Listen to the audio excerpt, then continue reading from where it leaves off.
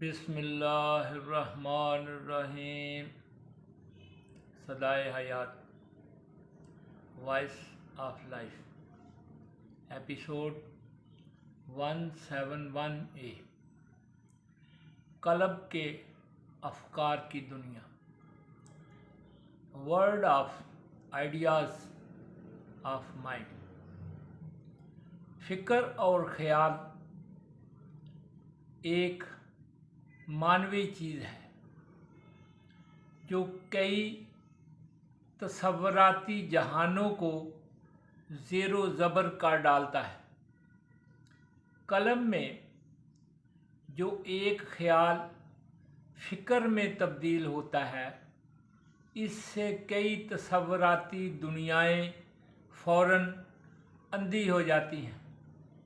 हुक्मरान के इरादा व फ़िक्र से सैकड़ों मुल्क तबाह हो जाते हैं। इसलिए ऐ बंदे, तू खूब गौर कर ले कि असल खूबी बातन की है,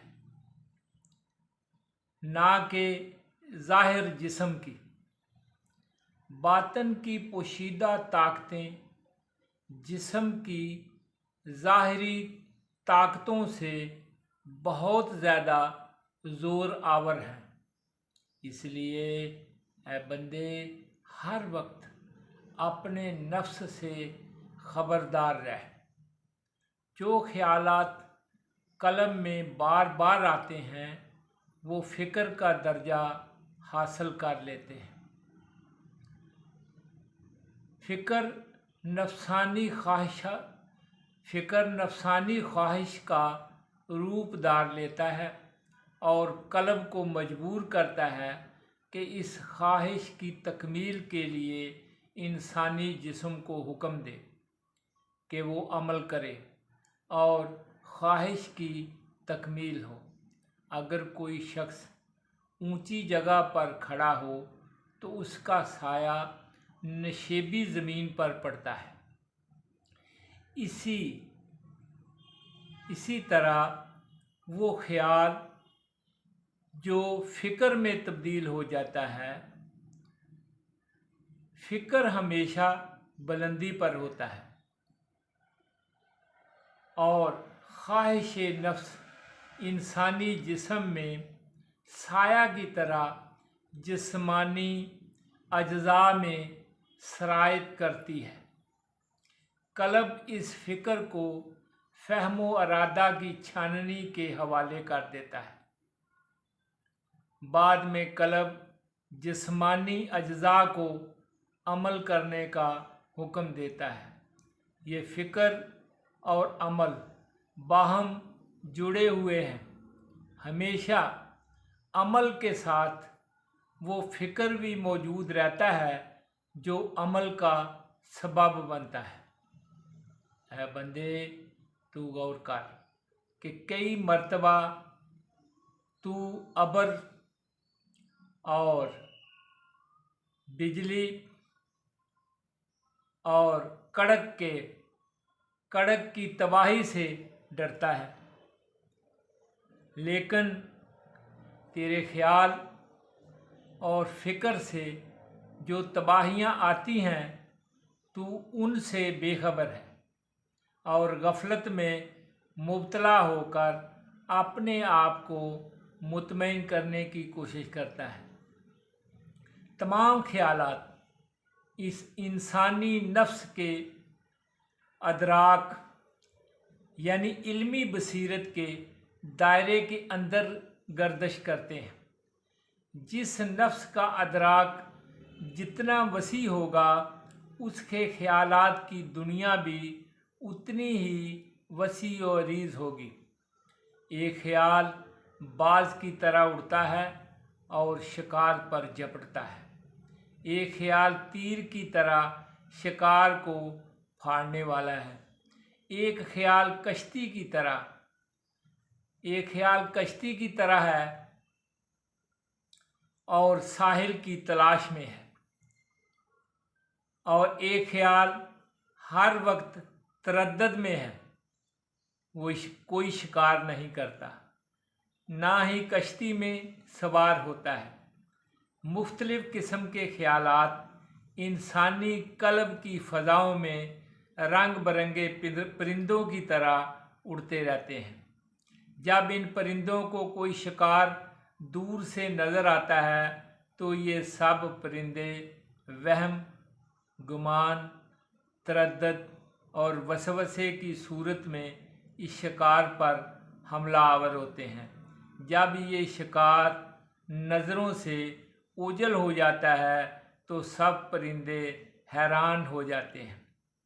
जब शिकार नज़रों से गायब हो जाता है तो वहम, गुमान, तरद्दुद और वसवसे के परिंदे खामोशी से उल्लुओं की तरह वीरानों में चले जाते हैं। लेकिन एक परिंदा ऐसा भी है जो शिकार को नज़रों से ओझल नहीं होने देता। वो शिकार को हर वक्त नज़रों के सामने रखता है और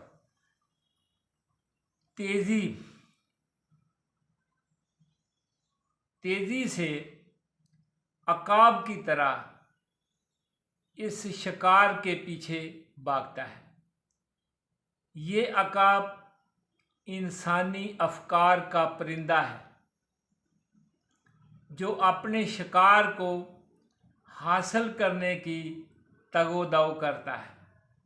वो ख्याल जो फ़िक्र की शक्ल इख्तियार कर लेता है वो मुख्तलिफ मराहल से गुज़र कर अमल के दर्जे तक पहुँचता है। इंसानी नफ्स के अफकार दो तरह के होते हैं, एक खैर के अफकार होते हैं, दूसरी किस्म शर के अफकार की है। खैर के अफकार का हाकम रूहानी नूर है और शर के अफकार का हाकम शैतान इबलीस है। जिन अफकार का रूहानी नूर हाकम है उनमें अक्ल व शऊर की हुक्मरानी है। जिन अफकार का शैतान इबलीस हाकम है उसमें शर, वहम और वसवसे का राज है। वो अफकार जो अक्ल व शऊर के साथ ताल्लुक़ जोड़ते हैं उनमें इल्म और यकीन और बाखबरी होती है, और जो अफकार जिनका ताल्लुक़ वहम और मकर के साथ जुड़ा होता है उनमें वसवसे, शकूक, तरद्दुद और जहालत होती है।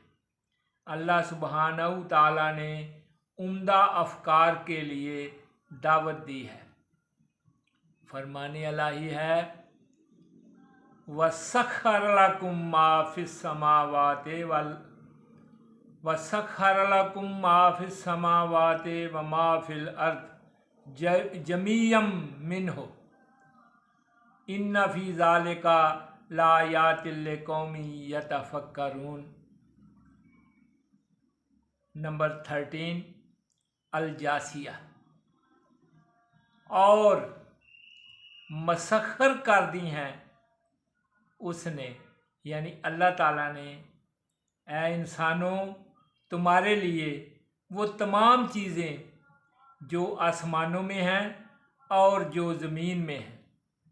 बेशक इन सब बातों में निशानियां हैं उन लोगों के लिए जो गौर व फिक्र करते हैं। वमा अलैना इल्लल बलागुल मुबीन।